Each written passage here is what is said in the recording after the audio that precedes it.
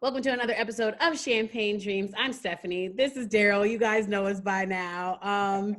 It has been a crazy week. Obviously, we're still waiting on some arrests. The cops who murdered Breonna Taylor. Of course. That's always what we're starting off with. Of course. But it's been a crazy entertainment week. And before we get to the red table talk, because we have got to talk about that, Darryl, what happened with Kanye this week? I know we touched on it last week, but something else dropped this week.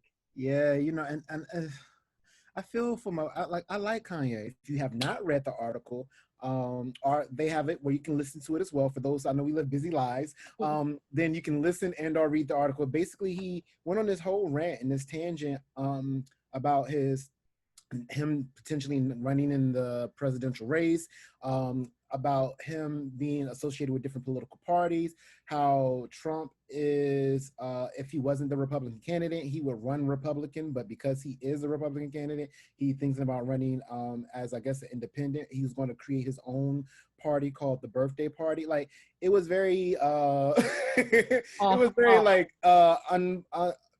it wasn't. It sounded like a lot of different thoughts, just like rambling.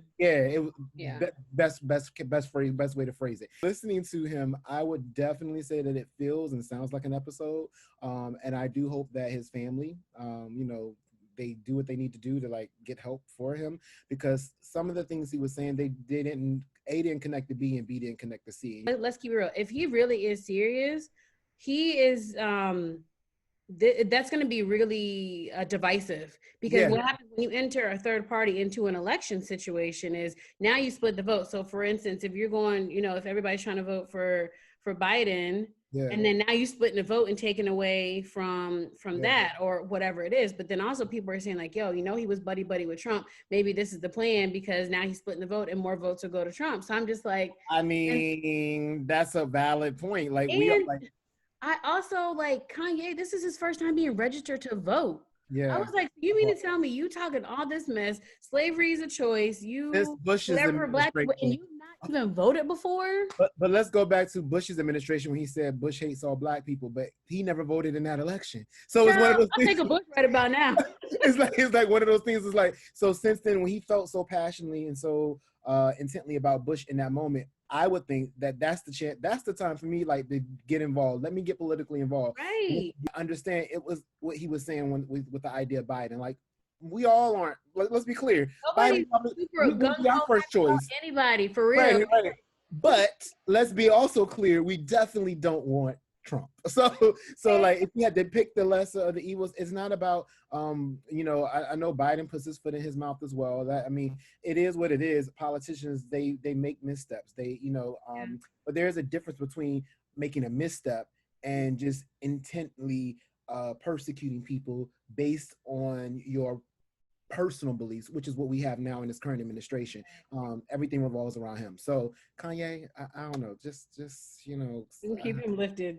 Yeah, let's have a moment of silence. Let's pray for him. Let's just bow our heads, give it to Jesus, because that's all we can do. Give it to God. Amen. All right, moving on. Ooh, okay, last week when we talked about Red Table Talk, didn't I tell you? I said Jada was gonna come through and really tell what went down. And she really told what went down. Had her and Will on the Red Talk.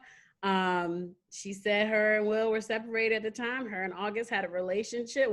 An entanglement. I was about to say entanglement. We got to correct it. Entanglement. For a couple of years. And I told you, Darryl, I said I knew that she was going to admit it, because the fact that August spoke about it, obviously he didn't have an NDA. Secondly, like, he was too passionate about it. And I feel like the type of relationship they had obviously was something real. She could not get up there and sit up there and lie. So I knew it was true. And I knew she was going to get up there and tell the truth.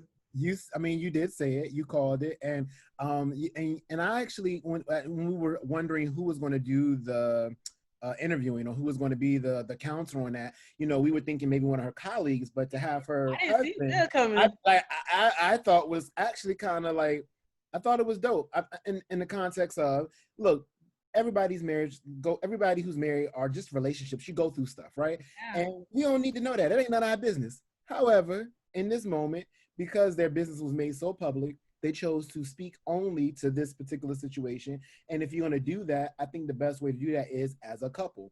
Mm-hmm. You can't have one half of one situation being the mouthpiece while the other half is just quiet, right? Right. So I think it was refreshing to see both parts like address the Yeah. situation, and he didn't let her off the hook. He didn't At like. all. But so I wrote something on Facebook or whatever, but I'm also like, okay, people are like, yo, Will looks so hurt, da da da da. Okay, fine. Yes, he looked hurt. I think it was more so embarrassment because people found out that somebody else was smashing his wife. And I don't. people found out publicly, whereas his indiscretions have been super low key. I think there was pictures maybe a couple years ago that surfaced of like Will kissing another woman or whatever that may be, and that kind of got brushed under the rug. But this one was made so public. I think he was just embarrassed that like her stuff came to the forefront, and now he got to sit there like, oh my gosh, I really have to like agree and kind of condone, Yeah. this. So yeah, I think his ego was bruised, but when he's talking about something, he got to get you back. She's like, nah, you've done You've enough. done that. Yeah, I'm gonna say she. We just don't know who his bodies are. And I also think it says more of them to actually come on and address it and how she actually feels about August, because Yeah. August, let's be clear, he wasn't an A-list celebrity. It's not like he was Usher or anybody else. It's like they Yeah. could let this one ride off into the sunset. You know what I Yeah. mean? But the fact that she actually addressed it, knowing like I guess his previous mental state or however she felt about him, to me that showed the level of respect that they actually had for him to come and address it, because they really didn't have to say anything. They could have let this one rock. And I think it speaks to the bigger picture of the fact of why we and I addressed this in our last Champagne Dreams episode, that mental health wellness should be handled by a professional. Like when you insert yourself, and she even spoke to that a little bit, as well. There's a certain thing, there's a certain moral code, there's a certain law of ethics that you're supposed to follow when you're helping someone or when you're stepping into, you know, assist someone to elevate their life mentally, emotionally, whatever. And when you allow yourself to pass certain lines, it becomes blurred. And she spoke to it better, than anyone else could, because it was her. And she talked about how her desire to want to fix things and heal and help people is something that she had to, look in. Feel good when you can help somebody and make them. It does, but it's always like the need to always fix, which she touched on, speaks to a bigger thing of why what she couldn't fix with her, right? And why, and when I don't like using the word fix, because we're all works in progress, and there's nothing broken in any of us. It's just a matter of us being aware of our shortcomings and things that may derail us from our most happy versions of us. And then to have them like defy the odds, figured out what works for them, and then to come to this platform and like just speak on it, like that's phenomenal. Like that, I mean, it may not be perfect, but they're working through it, and they're happy. We ain't married to them. They got rich money problems, rich family problems. We ain't, we ain't got those problems. Like, so, not yet. You don't have enough money to be involved in an entanglement. Like, but I mean, real talk though, like marriage is really hard. Like it's a lot of work, and I think whatever each couple has either arranged, understood, whatever, is up to them. Like, and I think I'm trying to be very careful with my words. It's a challenge, and I think you have to just be prepared for anything. And I think the main key point is that, like Will said, look, I can love you through anything, That's powerful. And I feel like, that's things like this have not gone down. Like that's a conversation we've had in our home. Like, yo, I can love you through anything. Like we riding this joint out. So I think it's whatever works for you. And I think marriage is not a cure to heal whatever you're dealing with. Like you'll forever be dealing with internal struggles. Hold on, say that one more time. Say that one more time. Marriage is what? Not a cure for your internal struggles. Like I think people look at marriage as like, oh, once you're married, like you should be happy, you should be free, you should be whatever. It doesn't work like that. Like you still have your own stuff to deal with. And truth be told, for Jada, I really think like first of all, I don't think she ever got over Tupac. I think that was like her soul. I would agree. People pick and choose the rules that they want to apply to the situation. So were they both broken? Absolutely. But to call her a predator, I'm like, young older men been dating younger women for generations and centuries.